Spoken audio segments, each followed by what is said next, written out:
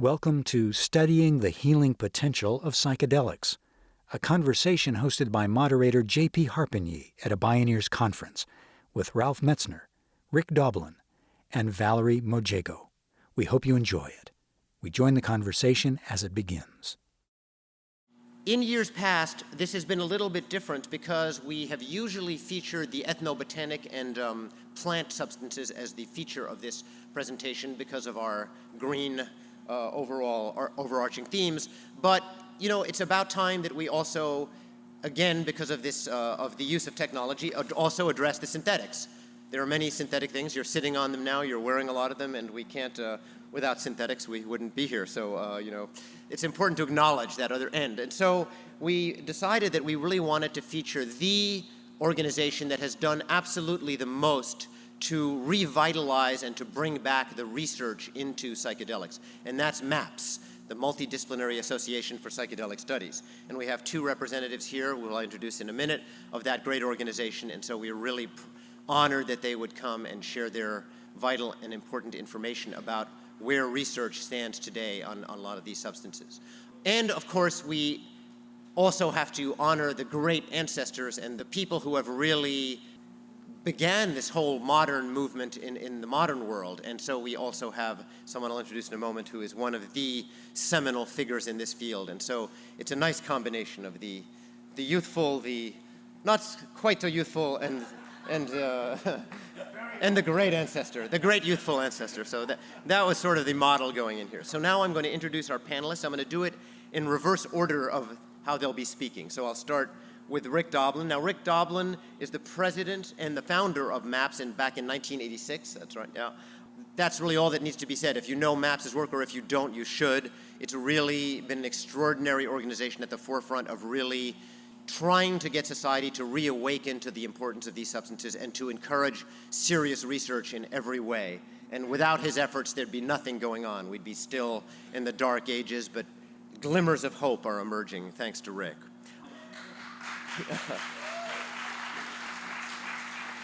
Valerie Mojeiko has been working with MAPS since the year 2000, and she's done a lot of work helping revitalize study into MDMA, Ecstasy, and into other substances. And also she's done something I find very interesting, which is she's trained hundreds of people around the world to do emergency psychedelic interventions for people who have bad experiences at big events and other places. And that's vitally important work because, after all, these are very serious substances, and like any serious tool, there are risks inherent in this. I don't want you to get the impression we're treating this lightly, and we're advocating massive guzzling of psychedelics for all and sundry people. This is we are sober people here,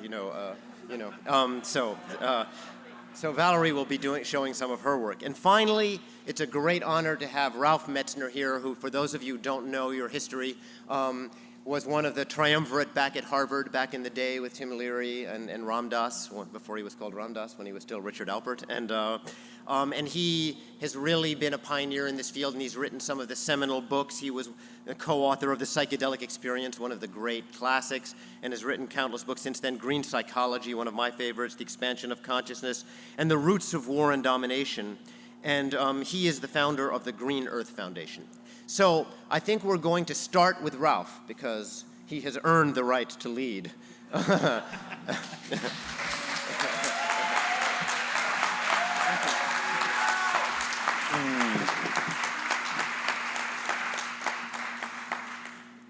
Well, thank you for coming, and I look forward to a discussion with you, and I appreciate the Bioneers for allowing a context for these, for a discussion of these substances, and which are still surrounded with controversy and sensationalism and misunderstanding and ignorance. And I want to address that. I want to address the larger context. As you know, I don't need to tell you, we're living in a tumultuous time of transition. So what does it mean that these substances exist? And to me, the plant and drug relationship is very analogous to the relationship that we human beings have to our ancestors. All the drugs that we use, whether psychedelic or any other kind of drugs, are basically descended from, even if they're manufactured in a laboratory, they're descended genetically from drugs or plants or fungi or minerals sometimes. So it's the nature and the quality of the drug that determines our interaction with it. And there is something very peculiar about the drug plant substances that we're talking about here that are called variously psychedelic. I like the old term consciousness expanding that we used. And they affect the mind, they affect the way you look at things, unlike any other drug, which affects the heart, the stomach, the liver, or whatever, or even psychiatric drugs that raise your mood or lower, calm your mood. They just change the way you look at things. So you look at the world, you look at yourself, your understanding of the world. So they have to be treated completely differently. And this is one of the first points I want to address. We live in American society has a drug prohibition, just like we had alcohol prohibition in the 20s and 30s. It's also sometimes called recently the drug war. And what is the drug war and what is drug prohibition? First of all, let me point out one thing that's interesting in terms of the present situation. The alcohol prohibition ended in 1935 in the midst of the Depression.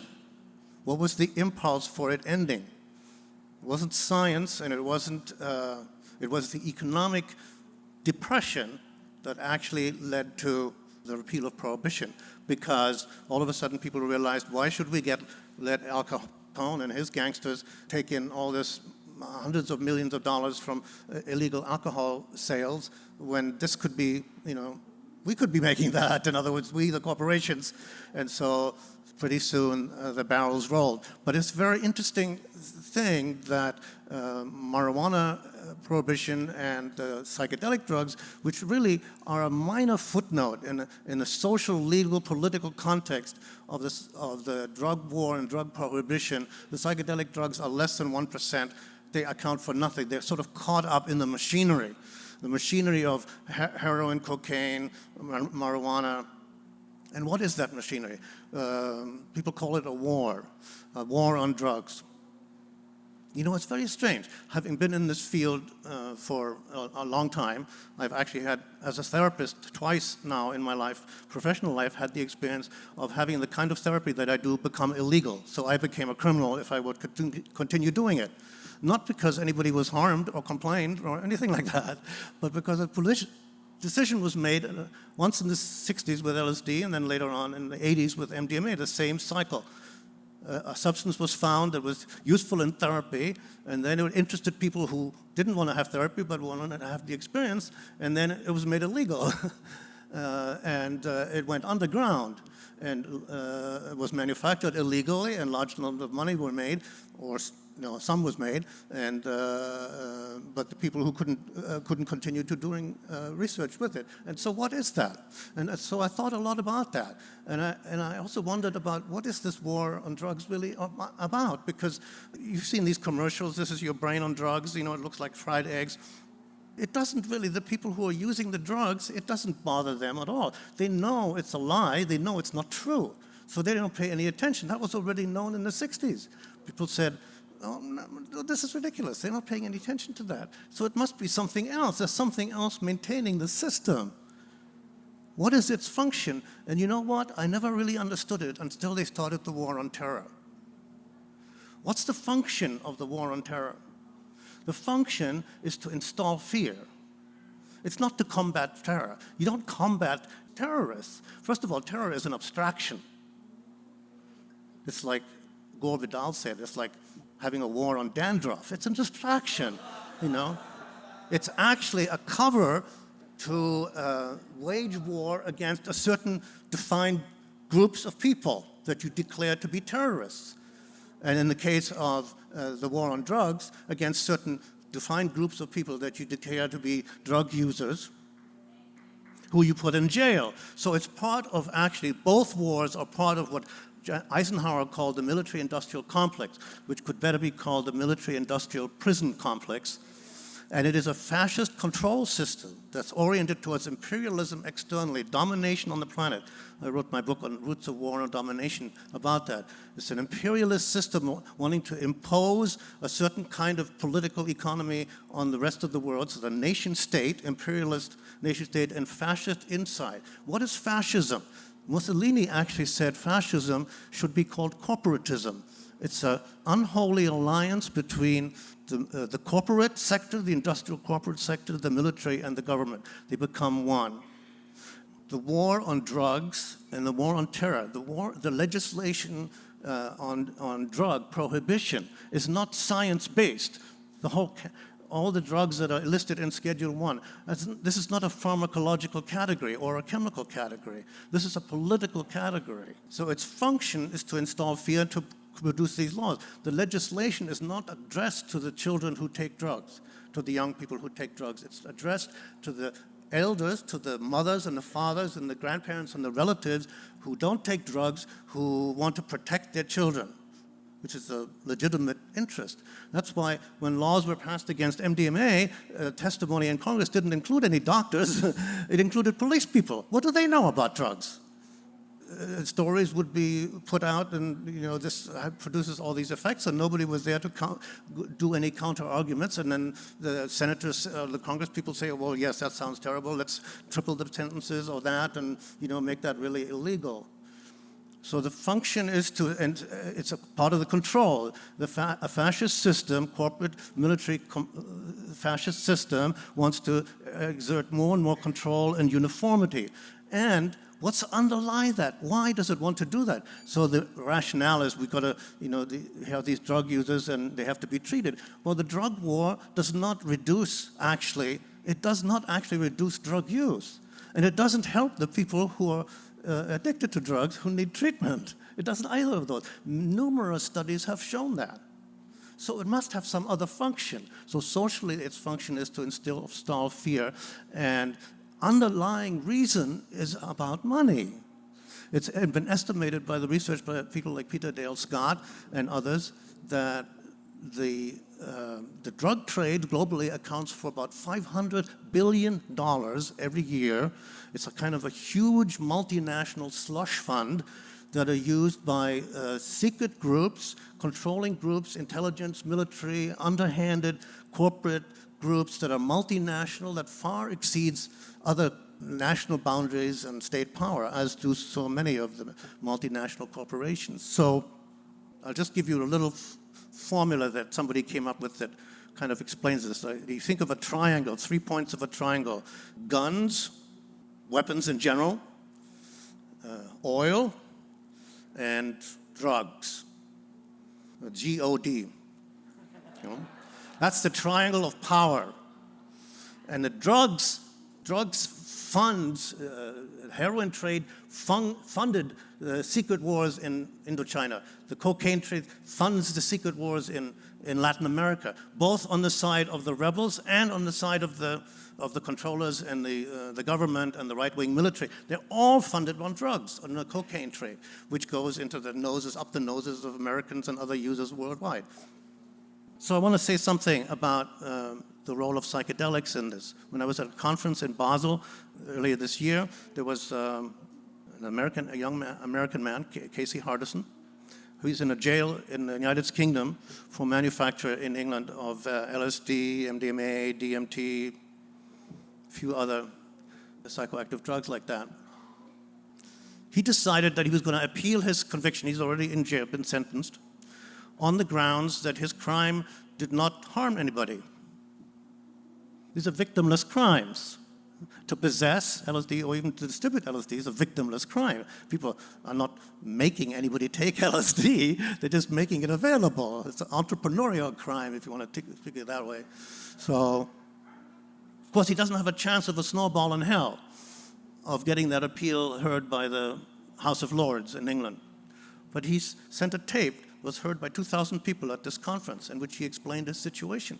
This did a very interesting thing to people. Supposing somebody takes LSD or some other consciousness-expanding drug, has the most profound, life-changing, spiritual, cosmic consciousness experience of their life, and then you found out that the person who supplied the medicine, which you just took, is sitting in jail for the rest of his life. That would do a very interesting thing to your head, don't you think? So I think this is why I want to talk about this, and why I want to invite you all to think about it, what it really means for us, and what do we have to do. So here's what I would like to say, my brief suggestions about the actions that are called for on the part of all of us. I think we need to get beyond the idea of legalize or prohibit. That's a false dichotomy. The key is regulation, to find the appropriate social regulatory framework. But the use and the possession of drugs, any kind of drugs, needs to be taken out of law enforcement and put into the area of public health, which is where it belongs. It's not a law enforcement issue, it's a public health issue. England used to have a system earlier on in the first half of the 20th century where an addict could register and they could get their supply, non-toxic drug supply of heroin or whatever it is that they needed at a government health center, and they could also get treatment. There's no reason, it's not difficult to set up such a system. It does not lead to necessarily widespread use of drugs.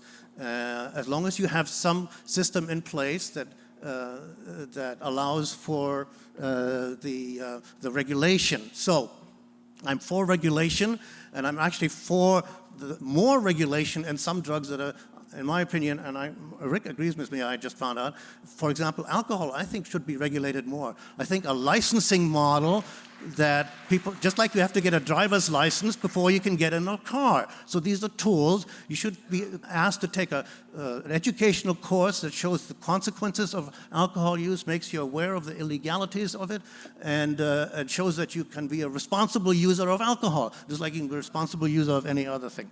So you don't need to pass laws against drugs.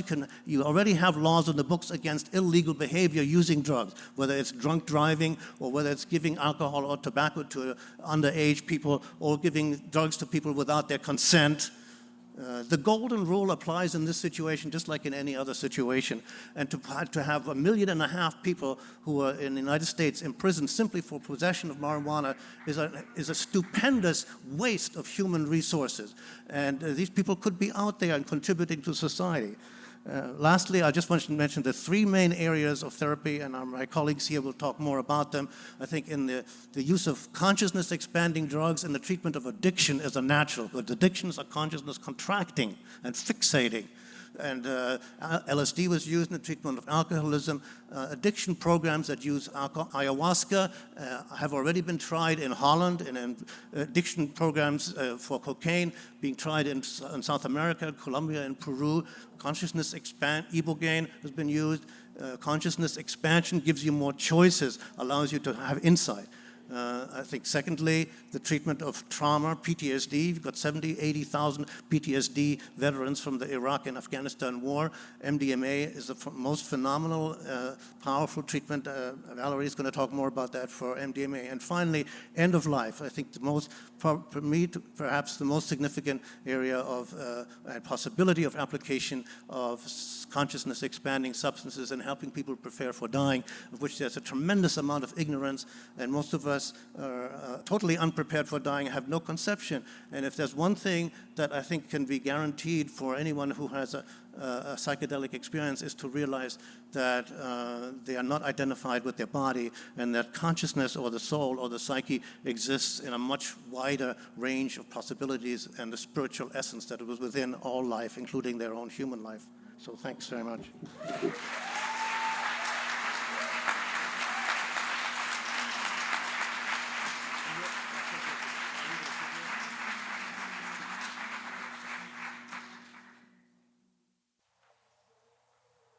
Okay. I just want to say thank you so much for having us here from MAPS. We're really happy to be a part of Bioneers, and really just excited to be here. So now that you've got the big picture from Ralph, I want to focus in and tell you a little personal story about how these medicines can be healing. But first I want to find out who here has heard about MAPS? Okay. So for those of you who haven't, MAPS stands for the Multidisciplinary Association for Psychedelic Studies. And my job is to make sure that all of our studies around the world are being conducted under the FDA guidelines for pharmaceutical research. So what I'd like to talk to you today about is a story from one of the people that was treated in our trial, and talk to you a little more about what it means to do one of these studies and what the implications are of this research. 14 years ago, Donna Kilgore was at home in her house, alone. A stranger came to the door. He knocked and asked her if her husband was home. She answered, but she hesitated just a little bit too much. The stranger bust into her house, and he had a gun, and she was raped that night.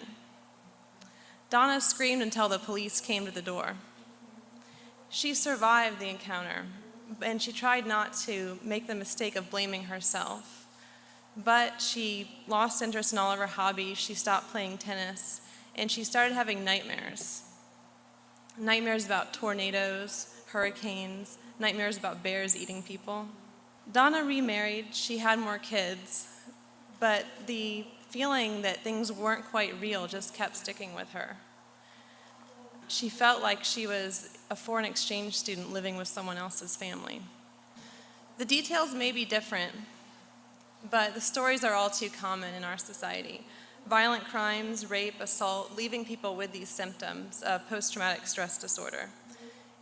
In the best case, mildly disturbed, and in the worst case, completely unfunctional. Donna's symptoms progressed. She was often irritable. She had extreme anger for no reason. She had flashbacks, panic attacks, fainting spells, and migraine headaches. She was diagnosed with PTSD, and she was prescribed one antidepressant after another. Donna tried dozens of different types of therapy and dozens of different therapists, and none of it was working. She was at her wit's end. And her symptoms, the very symptoms that she was trying to treat, severe anxiety, lack of trust in strangers, fear, and an inability to think about the trauma, were the very things that were preventing her from getting better. Now, who here by a show of hands knows someone who has had PTSD? It's a lot of us. Now, who here knows someone who's ever fully recovered from their PTSD? That's a lot less. The statistics say that at least 1/3 of people never fully recover from this illness, and Donna was definitely one of those people.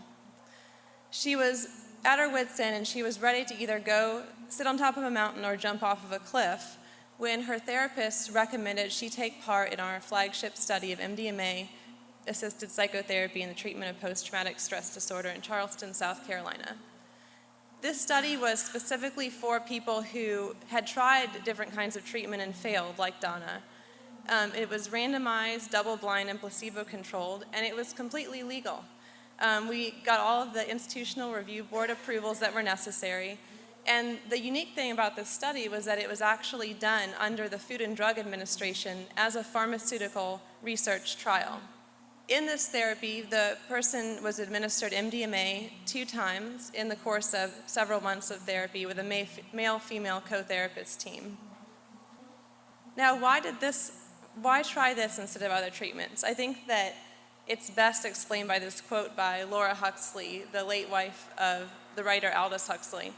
She says that psychedelics are extraordinary tools when used with psychotherapy because in one day you can let go of so much and have insight into so much, sometimes more than in a year of traditional psychotherapy.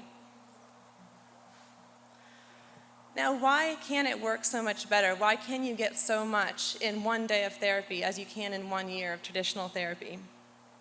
The reason why is because MDMA can break through these roadblocks to treatment with the specific effects of the drugs. The unique thing about MDMA is, as a medicine, is that there are no other medicines that are actually used in conjunction with therapy to make the therapy work better. MDMA is. Other medications, antidepressants, tranquilizers, are used to block out, to numb, to forget. MDMA actually helps the patient to confront the very thing that's causing the symptoms. Some of the things it can do is it can decrease defensiveness, give you more empathy and emotional closeness, and reduce fear associated with these emotionally upsetting thoughts. And there's often a really strong spiritual component as well. And perhaps most of all important is that unlike normal antidepressants, MDMA only needs to be administered once, not every day, maybe 3 times at the most. So that's why it's not very profitable to normal pharmaceutical companies, and that's where MAPS with the nonprofit model comes in. So once Donna contacted Michael and Annie and the researchers, they began the process of creating a safe space, and this is the preparation phase of the type of therapy. So this not only means making a safe physical space that's comfortable, a private office on a quiet street, but also creating a safe psychological space. And that begins with the contract. So they make sure that Donna knows that after the session, she's going to spend the night. She's going to get a ride home from someone else. There won't be any physical contact unless she specifically says it's okay. And perhaps most importantly, she needs to trust the therapist that if she's going to do something that's dangerous to herself or someone else, they're going to be able to step in and stop her from doing that.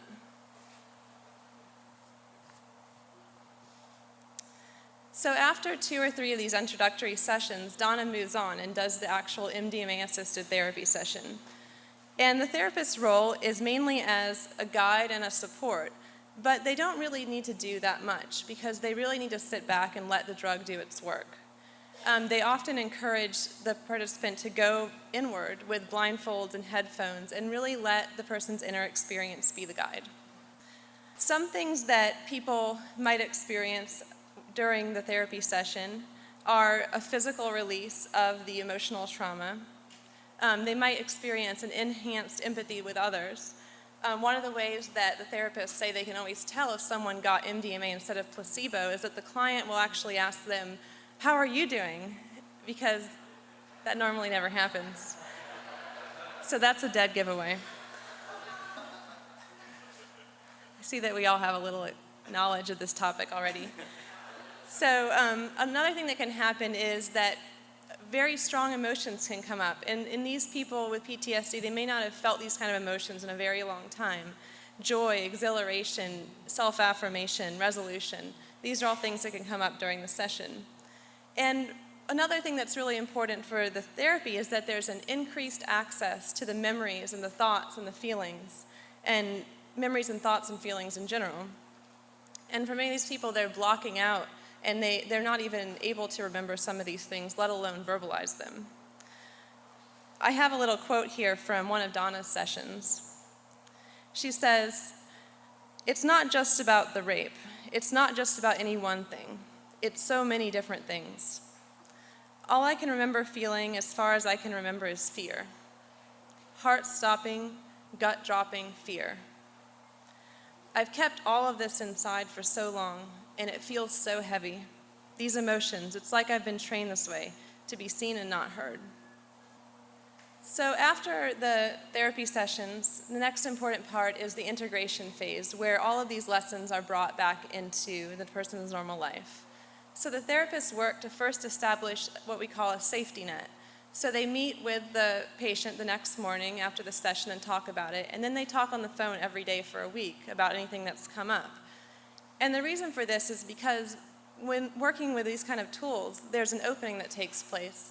And that opening isn't just during that 8 hours of the therapy session, but it can last days or weeks or maybe even months as these paradigm shifts change in the person, replacing completely new beliefs from the old ones. After her treatment, Donna said, "To me, the biggest breakthrough, it meant the world to me to be able to look at the fear, to look at the shame. I didn't know I was ashamed. It was like I'd been wearing the scarlet letter. It was so heavy. When I got out of that session, I felt 100 pounds lighter. The drug gave me the ability not to fear fear." Donna remained symptom-free for a year after treatment. But I want to emphasize that this is not a magic bullet in any way.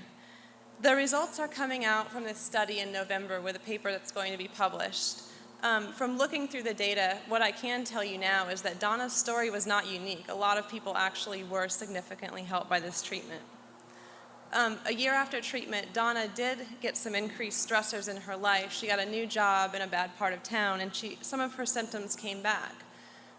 Would she benefit from another treatment a year later? She might, but unfortunately she can't have one because it's not legal right now. But Donna, despite having some of her symptoms come back, she has been so moved and so transformed by this treatment that she's actually come forward and is talking to the press. And we have a really amazing article at the MAPS booth in the tent next door that I recommend checking out, that she was interviewed in the Washington Post magazine. So tying this all back together, we have these global social problems: war, violence, intolerance, hate, not just of each other, but of the world. And these are massively affecting us on a personal scale with illnesses like PTSD. Antidepressants are a Band-Aid, really. They're not confronting what is underneath, what's causing the symptoms, and what's causing us not just to feel bad, but to do these bad things. This is the mission statement of Bioneers, that we're inspiring a shift to live on Earth in ways that honor the web of life, each other and future generations, and promoting practical environmental solutions and innovative social strategies for restoring Earth's imperiled ecosystems and healing our human communities. Now, when I was in school in CIS, one of my professors, Fernando, used to always say to us, before we can heal the world, we need to heal ourselves.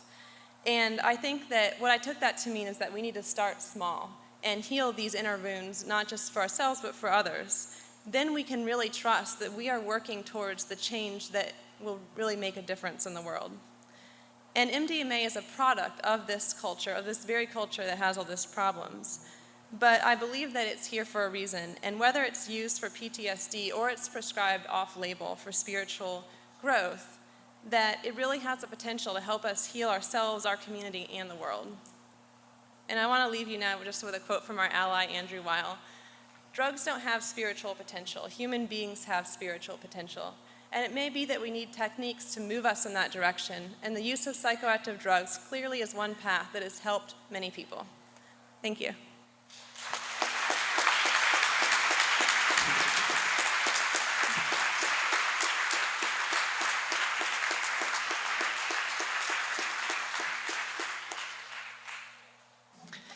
I'd like to, first off, thanks to JP for inviting us to have this forum here. As he noted, it can be a little bit controversial, talking so explicitly about psychedelics.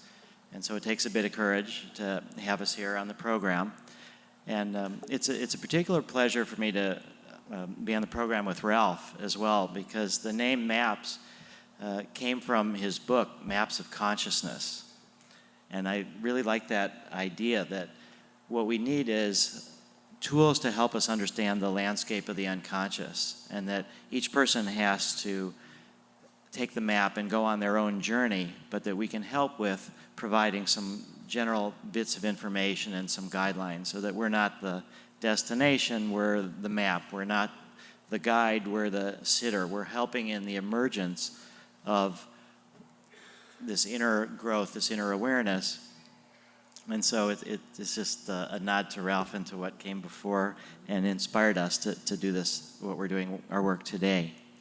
Now, just the other day, I read an article in the New York Times, and it was about the financial crisis. And I want to read just a little bit of it to you today, because while MAPS is focused on psychedelic psychotherapy in the individuals, particularly people with post-traumatic stress disorder, or people with anxiety associated with end-of-life issues, I want to give a sense as to how the work in individuals can play into this larger social change that we're all seeking.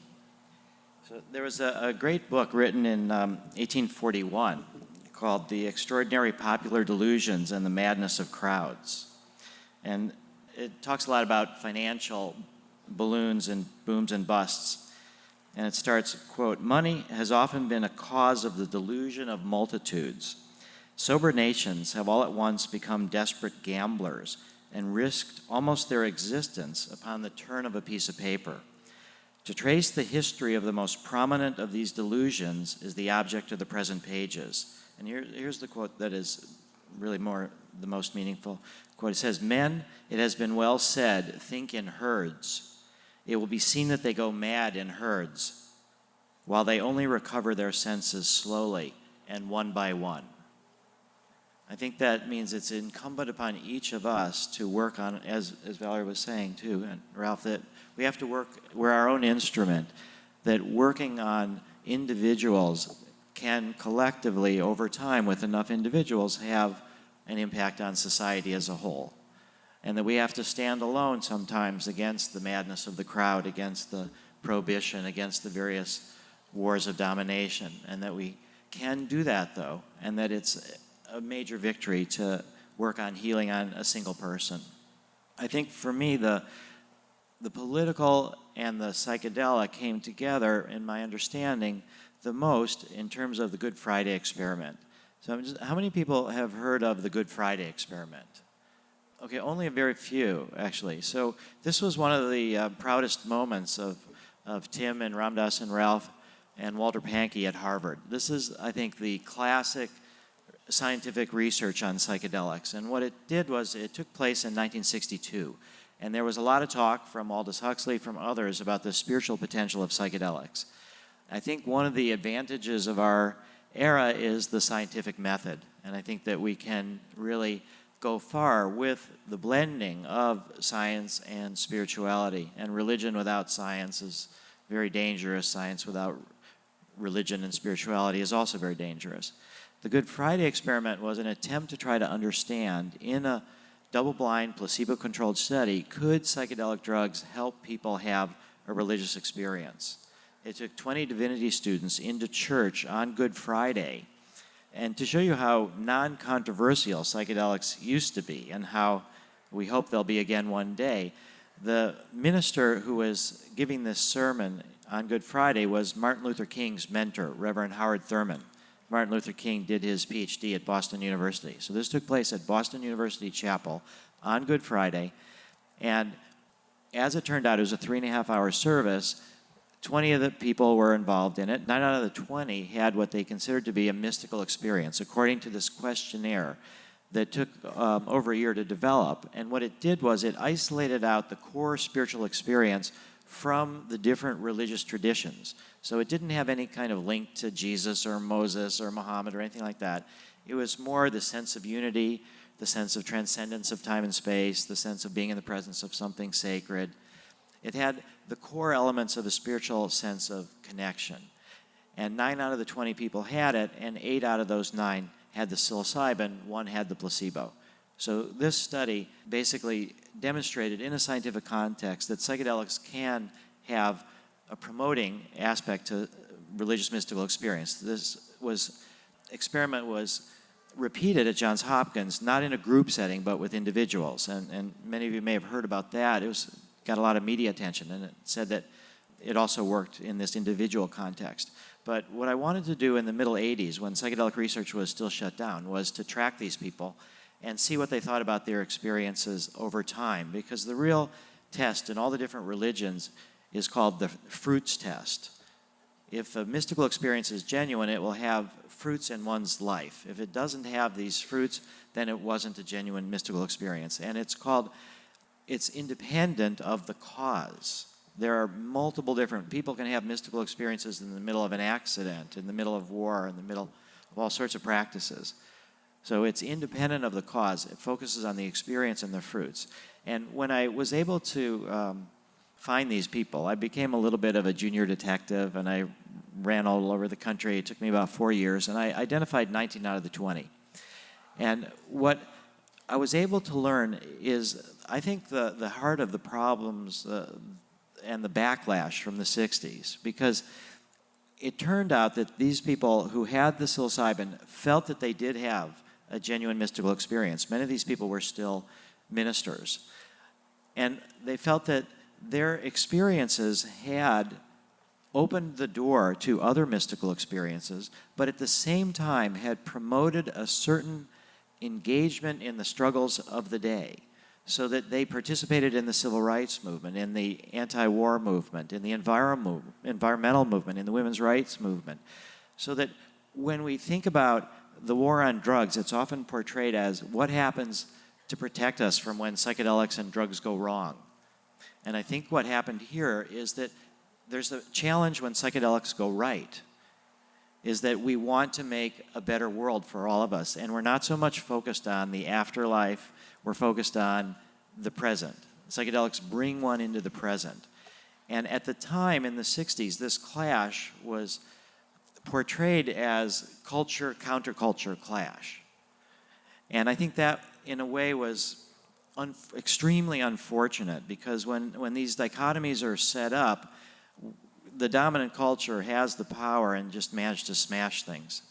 And at the same time, managed to smash things, not just in the US, but through the global export of the war on drugs, one of our more successful exports, which will hopefully be discredited very soon, that there's been this worldwide prohibition on research with psychedelics and with marijuana, that there is this attempt to demonize drug users and the drugs that they use, and the propaganda campaigns that justify the incredible penalties that people go through require kind of a simple message.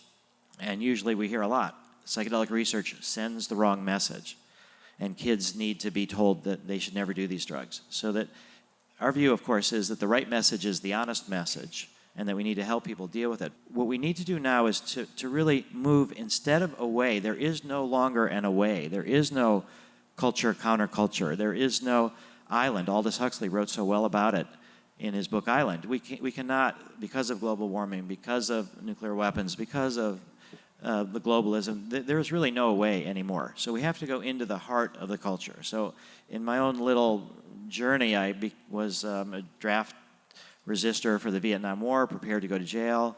Fortunately, I didn't have to, but I went from perceiving myself as a criminal who would be an underground psychedelic therapist in order to bring out these aspects of consciousness and healing, to eventually going to Harvard, to the Kennedy School of Government, and getting a master's and PhD from there, and balancing that with training with Stan Grof in holotropic breathwork. So that I think we need to bring psychedelics to the heart of the culture. And if you look at where we're at now, 40 years later, since the 60s, it used to be that if you practiced yoga, I mean, you were a nut. Now you go to YMCA and they offer yoga. I mean, we've sort of taken death out of the shadows. My aunt died when I was 4 years old. She was 21, died of cancer. And I found out later that my grandparents didn't even tell her she had cancer and didn't even tell her she was dying, that was something that was too hot to talk about. So now we have hospice centers. We have taken death out of the shadows. My father is a pediatrician, and when I was born, he wasn't even allowed into the delivery room. He's a pediatrician, and fathers were banished from the delivery room. So we've taken birth, we've taken death, we've taken spirituality, yoga. We've kind of gone a great ways over these last 40 years in terms of preparing our culture. So now I think we are primed for the reemergence of psychedelics in a way that our society can handle. And I think Ralph pointed the way in talking about working with people that are dying and also PTSD. So we've done a lot of thinking about how do we develop psychedelics into realms of social acceptability. One route is through spirituality. The Native American Church has legalized the use of peyote, but in an incredibly racist situation, the Supreme Court has said that you have to be 25% Indian in order to participate in this religion, so that we are now institutionalizing racism in terms of religion. But that's to keep it from spreading. The ayahuasca church, União de Vegetal, has won a case in the Supreme Court, but that's very limited to this group of about 160 people. So trying to promote religious use, personal growth, is going to be very difficult because it's so close to legalization. We all should have the right, without an intervening religion, to explore our own spirituality. So I think eventually we will have that, but trying to make that as the opening wedge, it's very difficult. Similarly, trying to just legalize for non-medical purposes is also very, very difficult. To give you an example, I was just in Ireland at Trinity College and debating about drug legalization just a week and a half ago. And the student that presented a paper on prohibition, and we went out to bars dancing and talking late into the night, and he shared this story with me about how a group of his friends went off to do LSD. This was just a couple weeks before, and he didn't go with them. And one friend came back and said that it was the most important experience of his life, that he had this very opening experience, very deeply emotional, and that it changed his way of thinking. And the fellow who was in favor of prohibition said that this really made him think a lot, until a couple days after that, he heard a story about somebody else who was at the party who ended up leaving on their own. People weren't really watching out for each other. They weren't properly really trained in how to handle this, and the fellow ended up walking in front of a truck and getting killed. So from this same party, one person has this extraordinary experience with LSD and the other person ends up dead. So we can understand why parents are scared and why we need proper education. But that these are tools have incredible potential either way. So we have to respond to the risks, and we have to try to find a way to protect the benefits. And so when we're dealing with a scared culture, people are more scared of dying than they are of drugs.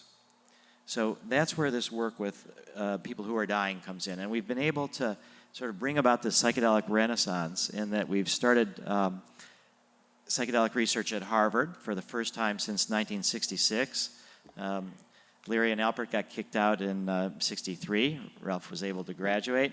And Walter Pahnke continued till 1966. So at Harvard, we were able to start with MDMA for advanced stage cancer patients with anxiety. We've also been able to bring back research with LSD, and we have a study with LSD in Switzerland. It's going to be the first LSD-assisted psychotherapy study in over 35 years. It's also with people who are dying. However, when we talk about working with the FDA, everything is pathologized. We have to be treating a disease. And so the existential changes that people go through when they accommodate to death, it's not clear that that maps out onto the normal anxiety and depression scales. So it's not clear that we can really have that move forward as our number one method, but it's important for helping people's anxieties and the culture that we want to help people who are dying with anxiety. And it may be that we can develop new measures that the FDA will accept. MDMA for PTSD is a different story. There's a standard measure for PTSD. It's translated into multiple languages around the world, and it's been used to approve Zoloft and Paxil for post-traumatic stress disorder. And MDMA is ideal for helping people no longer be fearful of fear.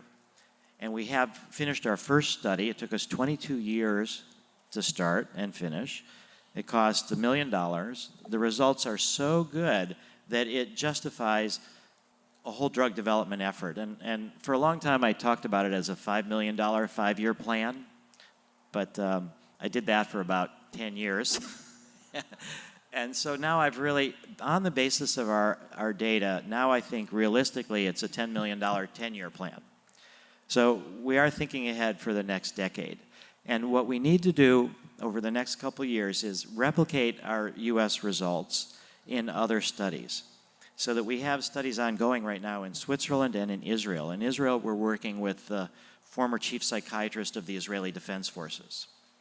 We're trying to start a study in Jordan with military psychiatrists in Jordan. So we're sort of doing psychedelic diplomacy, and we will have meetings between the Israel, if we get permission in Jordan. And I've met some political leaders in Jordan, and I believe that we have a very good chance of getting it approved there. We're just now starting a study, or almost starting a study in Canada. We're in the final stages of negotiating with the Institutional Review Board. And in terms of breaking down stereotypes, what our hope for, and what's very possible in our Canadian study, is that we might be able to work with police with trauma from their jobs. There was a couple of years ago, I live in Boston, and the office is near Santa Cruz, and I was talking to Valerie on the phone, and she was saying that there was police all over the place, and that somebody had been murdered like around half a block away from the MAPS office, and it was a pregnant woman who'd been murdered. And I started thinking, this is really horrible, and how difficult it must be for a policeman to discover some. So I just, rarely do I have sympathy for the police. But in this particular time I did. And then later that afternoon, I got a call from a psychologist from Vancouver, and he wanted to know about our study in Vancouver, which is with people with ibogaine in the treatment of opiate addiction.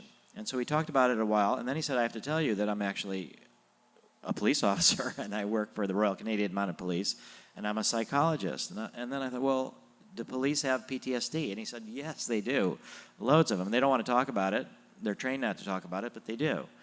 So that's developed this. So I think this idea, again, that this is for the mainstream. This is for what can we offer, not to the hippies on the hog farm who we've drawn inspiration from, but also what do we offer to the politicians in Washington? What do we offer to the warriors in Iraq? How do we deal with the police? Trying to heal these splits. So that's what we're about. And that we are for the next couple of years, going to be developing studies on MDMA for post-traumatic stress disorder, studies with the end of life, studies with addiction, and we're hoping that we will get to this point where we are able to negotiate with FDA to make it into a prescription medicine. Now, it's not going to be like any prescription medicine. For my dissertation, I had the pleasure of sort of imagining myself as a police officer trying to construct a regulatory system that if I was in, I couldn't escape from. And so I think I did that. So that I think psychedelic medicine is very easy to control because it's psychedelic-assisted psychotherapy. The drugs are never take-home drugs. It's not like the other psychedelics. You've got PTSD, here, take this MDMA and go home. It's always under supervision, so there's not going to be drug diversion. And it's not something that we think every psychiatrist or psychologist should be able to prescribe. It will require special training. And I think it also should be done in special clinics, like we have kidney dialysis centers, we have methadone clinics, we have special places that are set up for this. In 1974 was the first hospice center in the United States. In 2004, there was over 3,000 of them. So over 30 years, things can really develop. So I'm imagining that we're about 10 years to make these things medicine, and then maybe another 20, 30 years for them to proliferate throughout society. And these clinics can also be a doorway to what Ralph was talking about in terms of more legalization for personal use. I think like you have to get a driver's license and you have to show that you can drive with somebody in the car and they decide you've done okay. I think you go to these clinics, they start out with the patients, then over years they'll expand to the family of the patients, and then there'll be sites of initiation. I think what we lack in our culture is sort of these initiatory experiences. That's why our work at Burning Man, at Boom, with the psychedelic emergencies is so important, because people are gravitating to these initiatory experiences, and there are inevitable problems. So we need to both respond to the social problems in order for the backlash not to develop, and we also need to respond to the concerns that people have about the issues about dying, about post-traumatic stress. So that with a certain amount of wisdom and caution, I think over the next 30, 40 years, we'll be able to envision and live in, or some of us will not make it, it'll be our children or our children's children, we'll live in a much healthier society. And I think psychedelics will play a major role for those who want it. I think we should also acknowledge that you don't need psychedelics, that many people can achieve all that they want in terms of love, in terms of spirituality, in terms of healing without psychedelics. But for those who are gravitating toward it, it can be tremendously helpful. So I'd like to also say that we can't do it alone. We would like to reach out. We have 1,500 members. One week, a couple of years ago, one member sent us $250,000. And I also opened an envelope that had 8 stamps from a drug war prisoner in jail for LSD. So I think we all just contribute what we can, and we'll end up getting there. And I look forward to talking to you more in questions and afterwards. So thank you very much.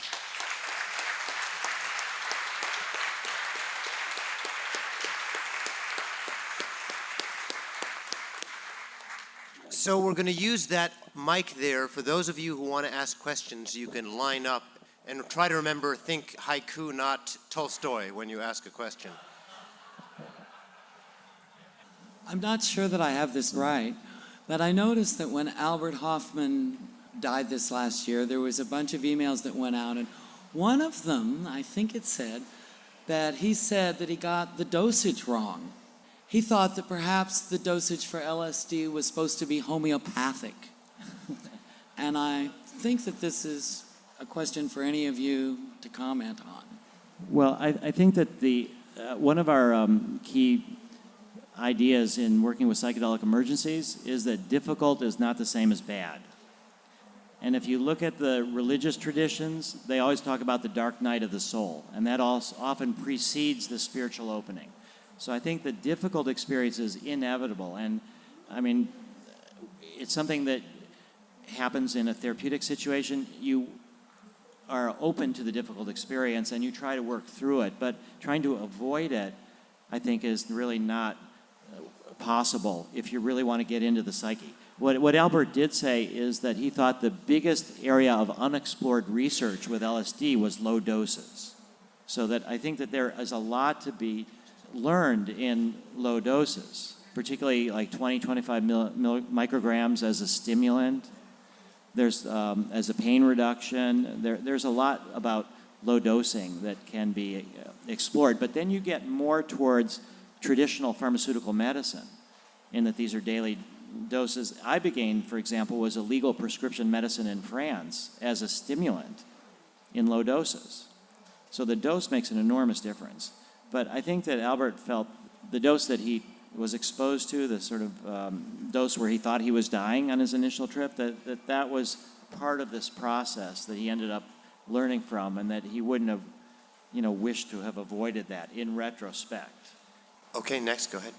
I was wondering, I've recently heard someone say that they are actually using LSD for returning soldiers, that they really are using it in therapy and it's part of their healthcare plan.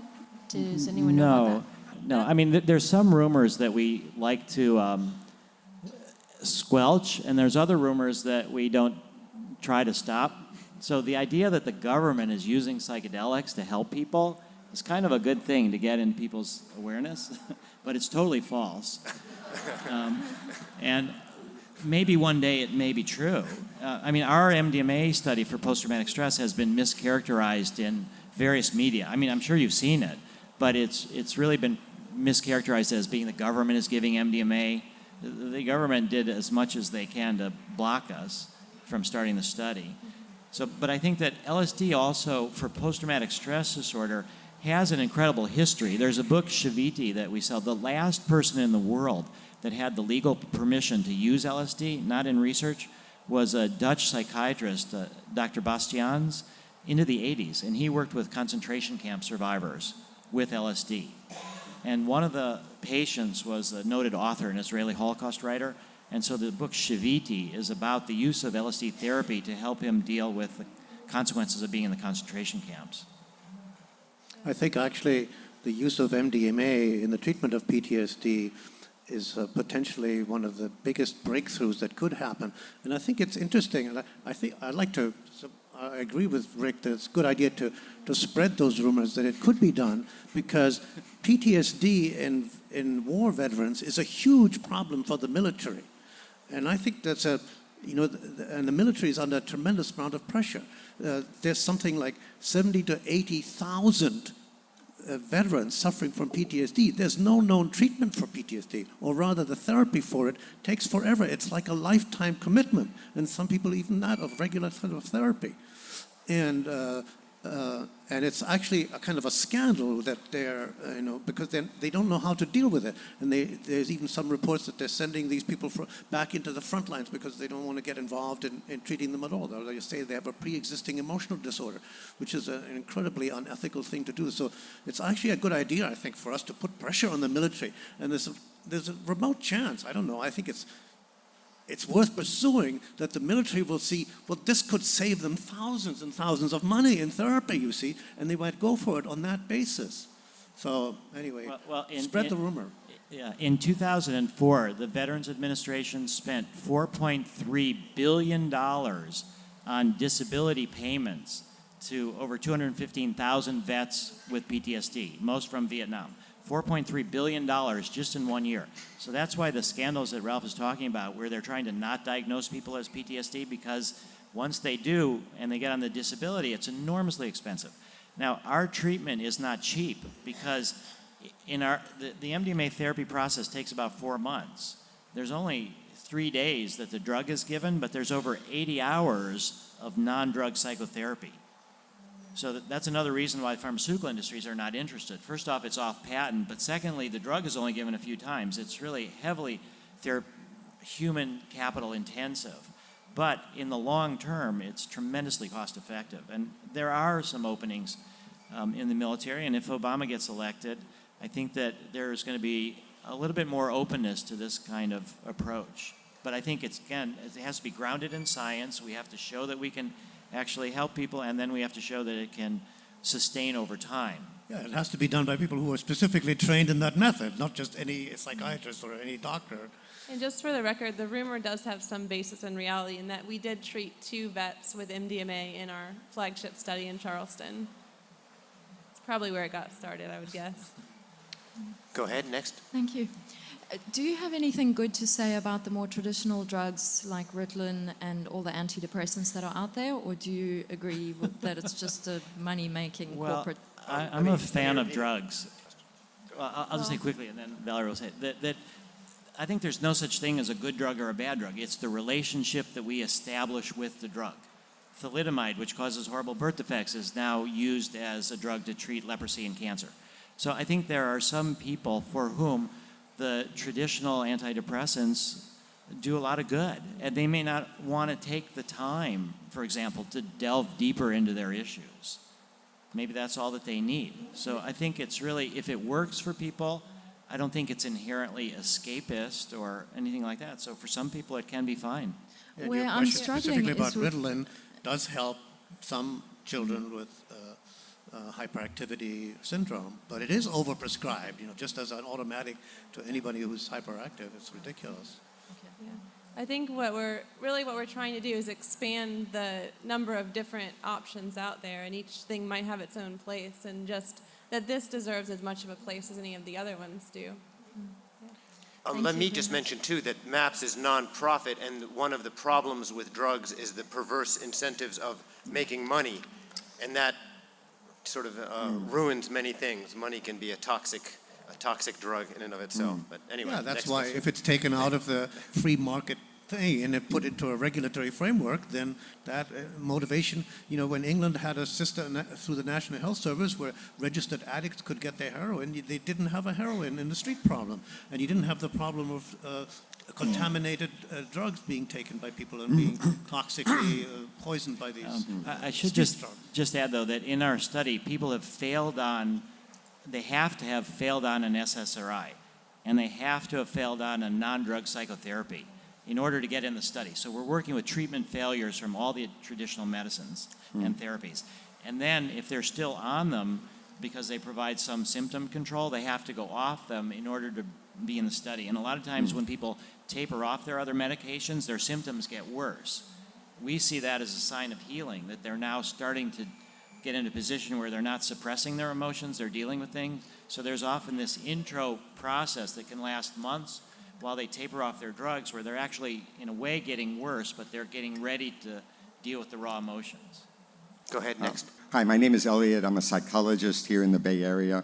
My question is about nonviolent civil disobedience, and I wondered if there's ever been a doctor or a psychologist who openly and voluntarily broke the law publicly in order to try and get the law undone.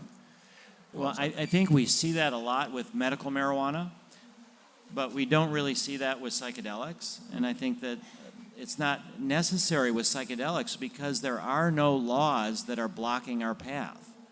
Well, if I, as a doctor, gave one of my clients Yes, okay. ecstasy or Yes, LSD, okay. Yes. and the patient told my licensing board, my own guess is my licensing board would not be over-thrilled. Yes, I'm sorry. What I meant to say is that the process of making psychedelics into a medicine is open door at the FDA, in contrast to medical marijuana, where the government, through the National Institute on Drug Abuse, has a monopoly on the supply of marijuana, and they will not let us use their monopolized supply of marijuana for research. So we've been trying to buy 10 grams of marijuana for over 5 years for vaporizer research, and we can't get 10 grams. Everybody here, I bet, could get 10 grams quicker than we could. But in terms of this civil disobedience, I think it's an interesting question. It's a high price to pay, and the answer will be, until it's through the FDA, we have this process to evaluate medicines in our society, so I don't think it would accomplish that much. But there are a fair number of underground psychedelic therapists who are doing great work at great risk, but they're just not raising their hands to say, I want to be an example. Yeah, civil disobedience is a very private matter, You remember the story of Emerson meeting Thoreau, and Thoreau was already in jail for civil disobedience, and Emerson said to him, Thoreau, what are you doing in there? And Thoreau said to him, "Emerson, what are you doing out there?" Okay, next question. Hello, my name is Daniel. I've got a question about treatment for eating disorders. I actually have two friends that have died of eating disorders, and my understanding from talking to doctors is that there's often a addictionological aspect to those disorders. Do you know of anybody who's done research using these drugs for patients with eating disorders? Well, no, there's no research that's been done. But there are various people that we have come into contact with that have used MDMA in particular for eating disorders. Because one of the aspects of MDMA, one of the key aspects, is a sense of self-acceptance. And I think people with eating disorders do not accept their body image. There's this internal struggle. So I think, in fact, this one woman who had worked with MDMA with eating disorders wrote a book about it, and she had a major struggle with her editors about whether she could put the portion about MDMA in her book as this was a guideline for younger people about how to deal with eating disorders, and eventually it was edited out. But I think that MDMA does have a role. The challenge is that we have limited resources, so we have to pick those patient populations that we think are most likely to generate political support, financial support, and make it through the FDA. So that's where we've prioritized post-traumatic stress disorder and end-of-life issues. But I would say basically that eating disorders fall in the category of obsessive and compulsive disorders, and addictions is also a subcategory of obsessive compulsive disorders in general. And all of them, addictions, obsessions, compulsions, are consciousness contracting, fixated, repetitive, seeking of the same satisfaction or intake or the same kind of behavior, compulsive behavior as well. So the use of consciousness expanding substances in a therapeutic context for dealing with those is absolutely indicated. And there are studies, for example, psilocybin using OCSD. And there are studies of, at a conference on ayahuasca there was a woman who reported on treatment of a lifelong 30-year-old eating disorder through ayahuasca, which is kind of a paradox. Ayahuasca makes you throw up, And so she was, well, I've tried everything else and nothing has worked. And she did fine. It had its root in a childhood trauma. And, she could have potentially have found that in another way, but that's the way she found it. But it's when the substances are used as an adjunct, as an amplifier of a therapeutic process. Okay, next question.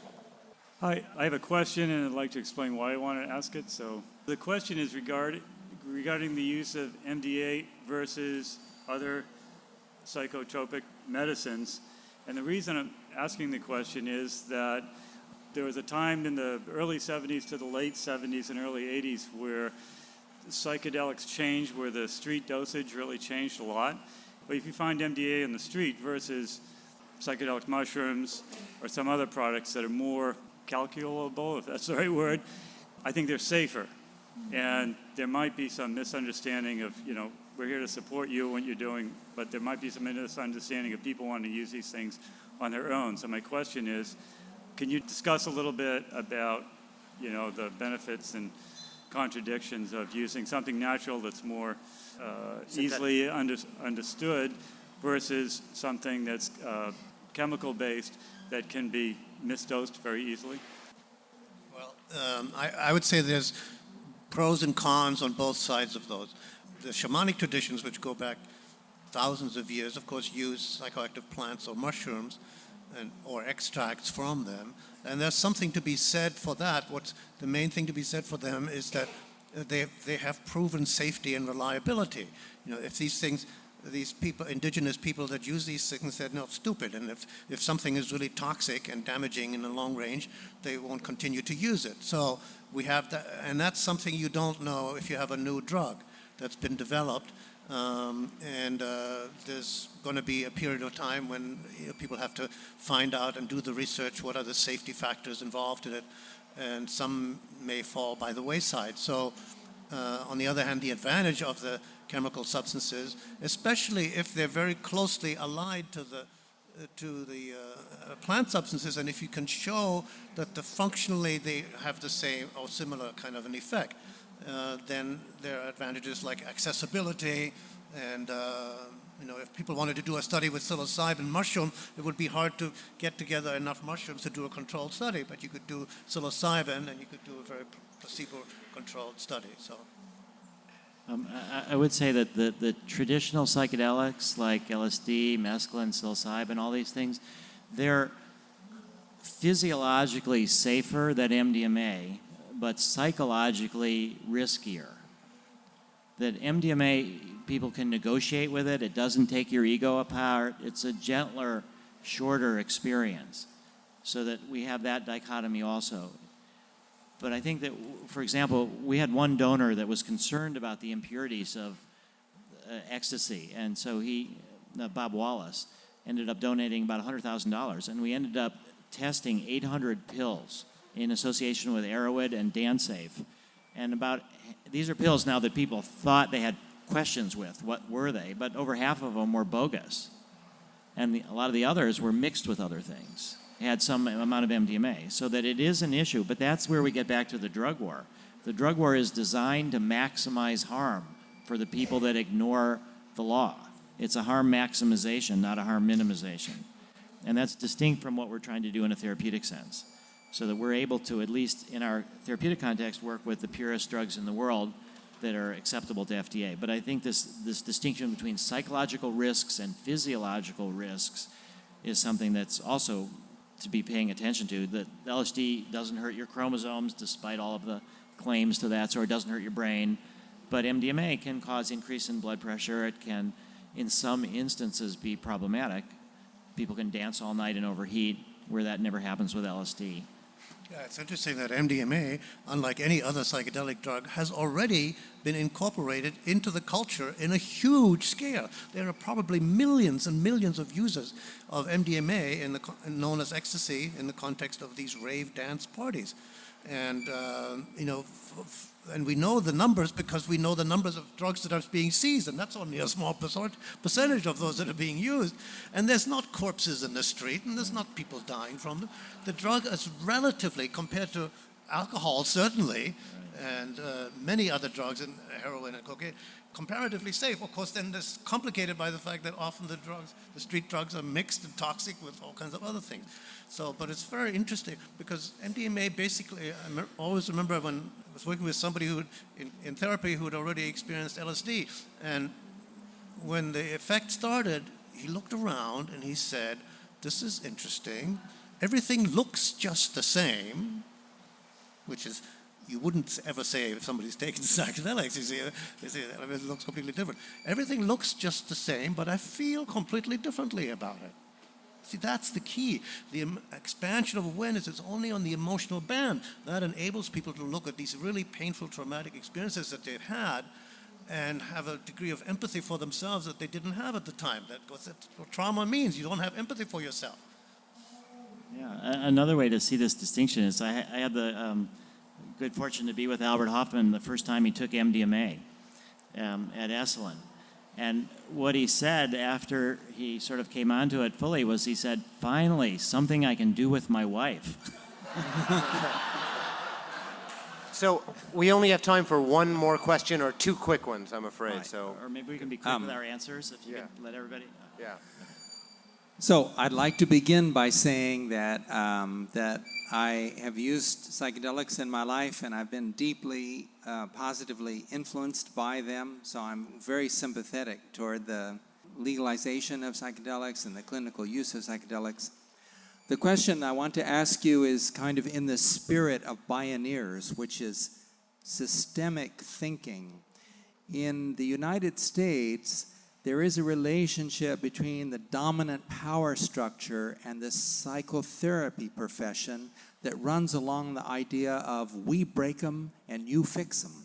And so there's a sort of an accommodation, a kind of a detente of mutual accommodation. If you don't bust our game, we won't bust your game. But it's not necessarily good for the whole society.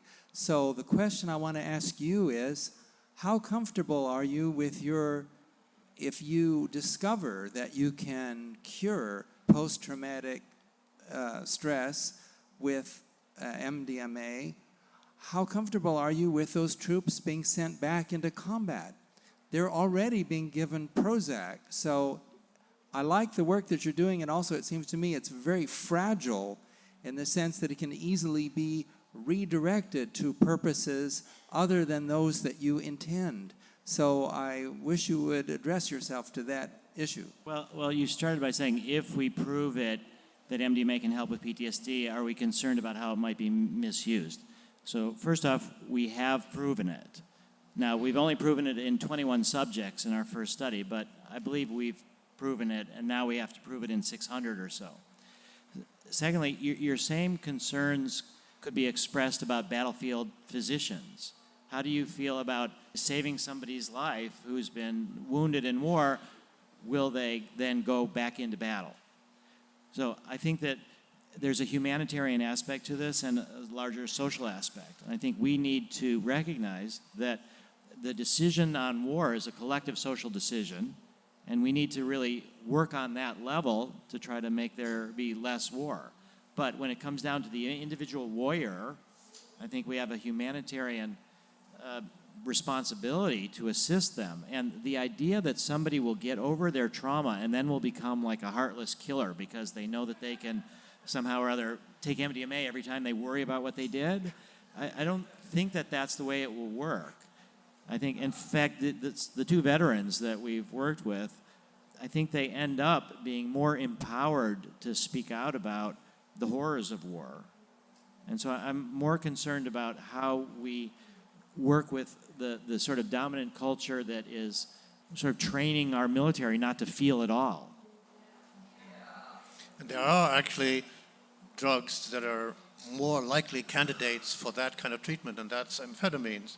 And in fact, there's evidence that's been published that the whole Nazi military regime was heavily involved in amphetamine use because the amphetamine speed effect, like harder driving hard, performance, endurance, like that, regardless of consequences, fits very much with this. It's a focused thing. It's a narrow thing. It's not consciousness expanding. And one further thing in relationship to the point that the gentleman brought up was that MDMA is very difficult to abuse. I mean, you can abuse it by taking too much of it too often. But the military, one of the first uses of psychedelics, including LSD, was by the military for brainwashing and intelligence and espionage and surreptitious use, and they did a great deal of harm and really malignant things. But that's what happens, and the individual responsibility of the individual healer is to the person that you're healing or trying to treat, regardless of the situation.